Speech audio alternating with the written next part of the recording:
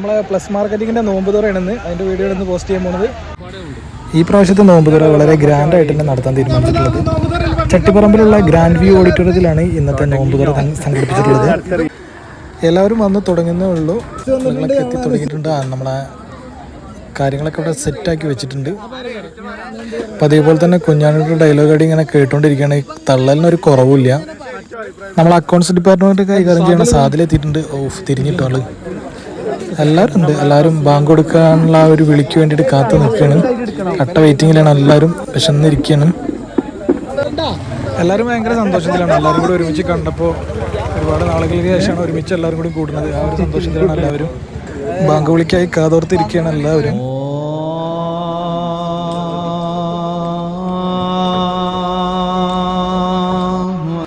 അപ്പോൾ നോമ്പുള്ളവരുടെയൊക്കെ നോമ്പ് തുറ കഴിഞ്ഞിട്ടുണ്ട്. ഇനി ഞങ്ങൾ ഫുഡ് അടിയിലേക്ക് കിടക്കുകയാണ്. കുറച്ച് നേരത്തേക്ക് ഫോണൊന്ന് ഓഫാക്കി വെക്കുകയാണ്.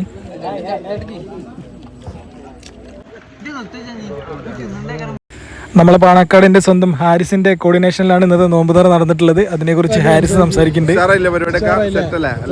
Biryani, chicken biryani, fruits, juice എല്ലാം ഉണ്ട്.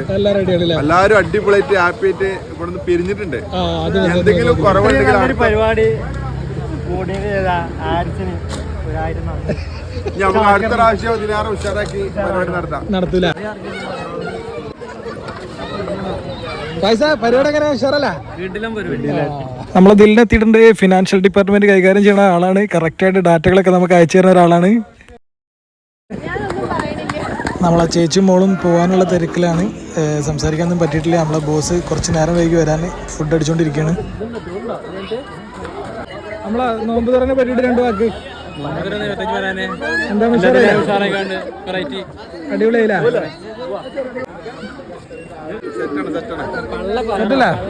പ്രശാന്തേട്ടാ, നോമ്പ് തുറനെ പറ്റിയിട്ട് രണ്ട് വാക്ക്. എന്താടാ പറയാൻ, വളരെ കുറച്ചേ കഴിച്ചിട്ടുള്ളൂ.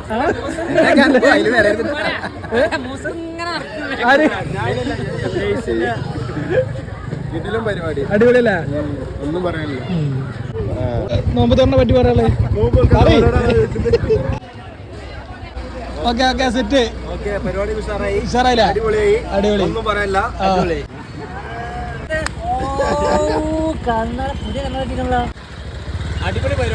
അടിപൊളിയായിരുന്നില്ലേ? അത് മതി. പറഞ്ഞാ എന്നും പറ. നമ്മളെ ലേസിലുള്ള താത്തയാണ് ഫുഡ് കഴിച്ചിട്ട് പോവാണ്. നിങ്ങൾക്ക് തോന്നുന്നുണ്ടാവും 30 കിലോമീറ്ററോളം തിരുനാവായെന്ന് മലപ്പുറം വരെ വണ്ടി ഓടിച്ചിട്ട് അവിടെ നിന്ന് നോമ്പ് പറഞ്ഞിട്ട് ഫുഡും കഴിച്ചിട്ട് അതേപോലെ 30 കിലോമീറ്റർ ഇങ്ങോട്ട് തിരിച്ചു വരവിന് വല്ല പ്രാന്തുണ്ടെന്നുള്ളത്. ഈ പ്രാന്തുണ്ടെന്ന് തന്നെ കൂട്ടിക്കൂടി. ഈ ഒരു രസം, ഈ ഒരു ആംബിയൻസ്, ഈ ഒരു സന്തോഷം ഉണ്ടല്ലോ, അത് നമുക്ക് ഒരിക്കലും കിട്ടൂല. എത്ര പൈസ ഉണ്ടായാലും കിട്ടൂല. ഈ ഒരു സമാധാനം, എല്ലാവരുടെയും കൂടെ കൂടും ഉള്ള സംസാരിക്കാനും ആ ഒരു സന്തോഷം ഉണ്ടല്ലോ, അത് നിങ്ങൾക്കൊന്നും പറഞ്ഞാൽ മനസ്സിലാവില്ല. അതൊക്കെ അനുഭവിച്ചറിയണം. ഇതൊരു വേറെ ലെവൽ തന്നെയാണ്.